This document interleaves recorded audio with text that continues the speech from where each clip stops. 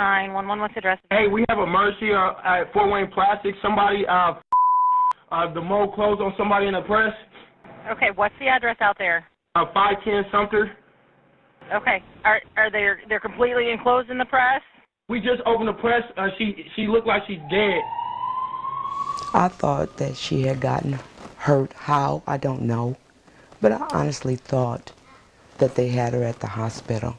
Samantha Hogue Figgs, the mother of the young woman at the center of those 911 calls. For 2.5 hours. My baby was laying on that concrete floor dead. Police were called to the Fort Wayne Plastics. 9 months after we first reached out to Samantha, she agreed to speak with us. I wanted that baby girl. Her spelling wasn't all that great, but it was just so adorable the way she did it. And like any proud mother, different report cards, I kept them. Many years of good grades. She loved to love that baby girl. And you ask, how does it feel to bury a child? I'm gonna tell you, since January the 7th, a part of me is gone too. Oh, Lord. ABC 21 dug deeper. What we uncovered is unsettling. Fort Wayne Plastics made major changes to the machine that killed Shakira Hogue. This is a diagram of what the machine should have looked like. It had a metal barrier beneath the orange gate and around the entire press. This is a picture of the machine used by Shakira. See that stepladder under the orange doors? It's there because Fort Wayne Plastics removed the machine floor and with it, a key safety feature. The manufacturer who reported to the state goes so far as to write, quote, without such modifications, it would not have been possible for Ms. Hogue to enter the press. This machine was designed and set up to kill people. You had to put a person on a stepladder into a machine that crushed her. She had to be inside the machine every time a product was retrieved. Soon after Shakira's death, Samantha called Fort Wayne lawyer Mark Smith. He visited the scene days later. These are his pictures. It was never designed to have a human being in the middle of that deadly press. The press was built so that a machine puts plastic in, 750 tons of force then presses that hot plastic into a mold, and a conveyor belt retrieves the final product.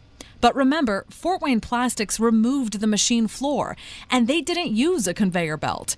Shakira died because she was standing on that stepladder inside the machine when her coworker standing outside turned the press on. Why would Fort Wayne Plastics do that? Why would they change the machine? Well, because they wanted to make products cheaply. To the machine, product, human, it made no difference. It did to Shakira's body what it does to plastic. This thing is designed to make a product, and it's not going to stop until that product is made. Something her mother didn't truly realize until she looked down at her baby girl lying in a casket. I didn't understand why her face was turned to the right. But because, of course, she had been where she was, they could not make her face go straight. You know, everyone saw this news story and then they moved on with their lives. Exactly. But your lives stopped. That's right. I feel like I'm stuck. Stuck because she's still searching for answers, and so were we. When we paid a visit to the building on Sumter Drive,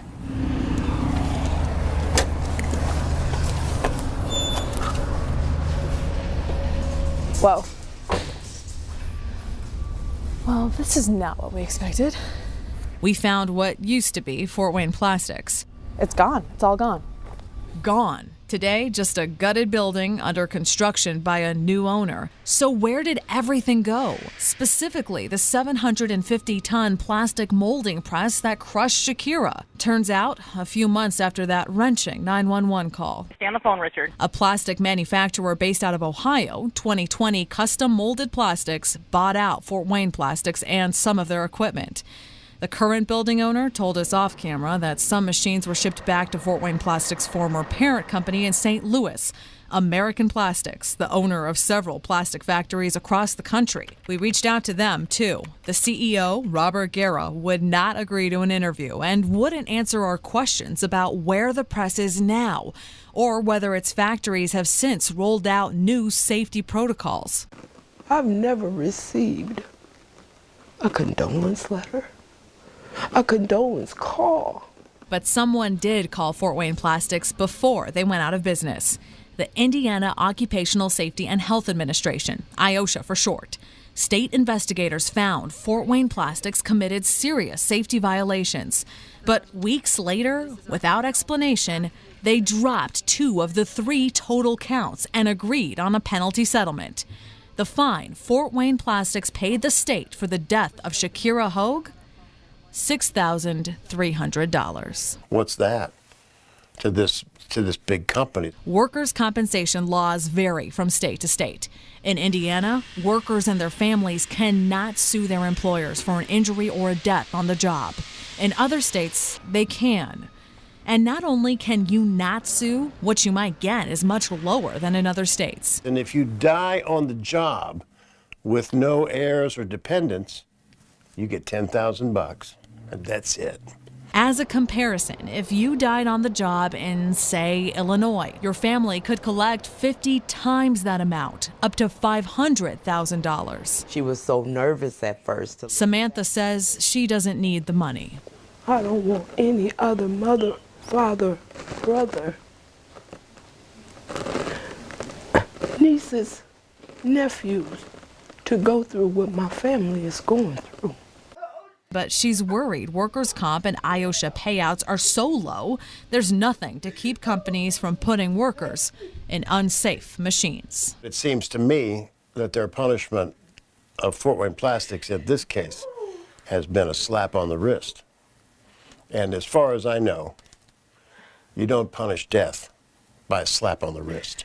In light of ABC 21's Digging Deeper report into a death at Fort Wayne Plastics that we brought you yesterday, we also asked Holcomb for a comment on potential workplace safety issues. Even though Indiana has a fairly good track record, actually, in the nation for preventative measures, for safety measures, for trying to be proactive so these things don't happen, this exception is really makes you stop and not just pray for, but think about the families behind. Our investigation uncovered a harsh truth. Indiana law makes it easy for companies to avoid big penalties when their workers die on the job. And that same law prevents families from taking those employers to court. She have befriended so many people, and they loved her. I couldn't wrap my head around everything. Everything on that day is just such a blur. That day Samantha Hogue-Figs is referring to is January 7th, 2018, the day her daughter Shakira died on the job at Fort Wayne Plastics. I miss her so bad. An ABC 21 Digging Deeper investigation discovered Fort Wayne Plastics stripped safety features from the machine that killed Samantha's daughter. They took my daughter from me. It happens too often. Tom Lewandowski is a local labor union advocate. He says workplace deaths are often foreshadowed by workplace injuries, which go unreported. National labor numbers back up that assertion.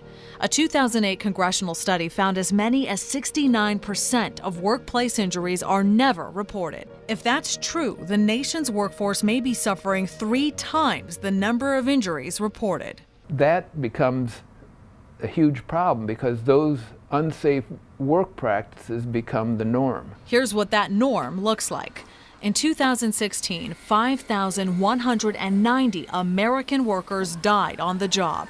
Do the math, and that averages out to 99 workers killed every week. In Indiana, 137 workers died on the job, making it the 14th deadliest state per capita. When I saw that, I said, here we go again. Attorney Steve Wagner has handled over 25 cases involving workplace death here in Indiana. Had those deaths occurred in other states, he could have taken the employers to court, but not in Indiana. Family members lose a loved one, and at most they might get the funeral paid for. Under Indiana's law, relatives of workers killed on the job cannot sue their employer, even in cases like Shakira's, where companies make machines unsafe. What's the reactions you get when you deliver that news? What? I can't sue? There's nothing we can do? And then some people think a little bit deeper, and this is what really hits me, is that they're like, how do we prevent this from happening? OSHA and its state partners have limited resources. About 2,100 inspectors in total are responsible for the safety of 130 million workers. And when OSHA does investigate, too many times you see a fine, $10,000, $15,000 for egregious behavior, and then they hire a lawyer, and then it gets knocked down to $5,000 or $6,000 or $3,000. In this case, yeah. There you go. And ask about that, whether a $6,000 fine really makes a difference to a multi-million-dollar corporation. In Indiana, the maximum penalty a corporation can face for a single safety violation is $7,000, which, by the way, is lower than the national OSHA recommendation of about $13,000. Our team checked safety orders published by IOSHA during the last 6 months. The state filed complaints against 57 companies for serious or repeat safety violations. But often, the state allowed those companies to pay less than the initial fine.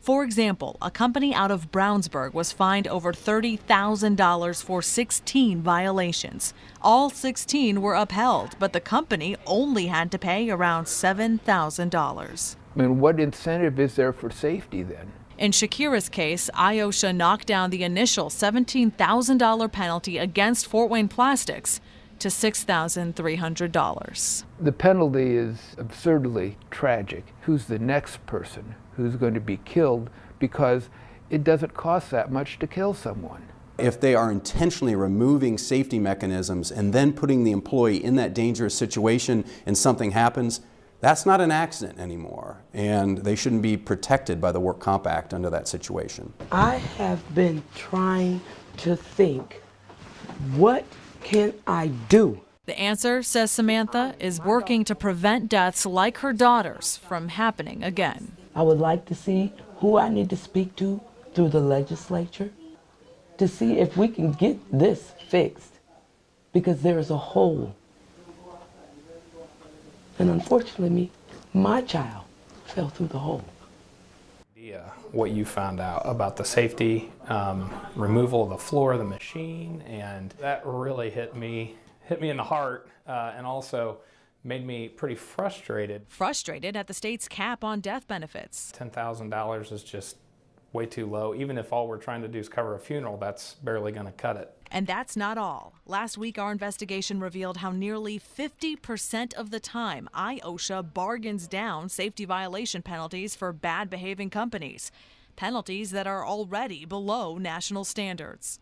Well, I think a lot of what your story brought out is that we probably need to do a comprehensive review of things like that with IOSHA. I think it's fair to say companies aren't financially incentivized right now to have a safe workplace. Yeah, I think this situation has brought that out. Most companies I know of make safety number one. But for those that would skirt that issue, I think we do need to have a little stronger penalty. It appears Representative Carbaugh will have allies in Indianapolis. Would you support changes? Oh, absolutely. That's State Senator Liz Brown, who we met up with at a Fort Wayne coffee shop in her district. I'm a parent. I can't imagine how devastating it would be to know your child went to work and didn't come home. Brown says if Carbaugh clears the bill through the state House, she'll push it through the state Senate. I don't see that as being difficult. When you have the House Insurance Committee chairman on board, that's a really good step in terms of getting legislation passed. Proposing meaningful changes to Indiana law.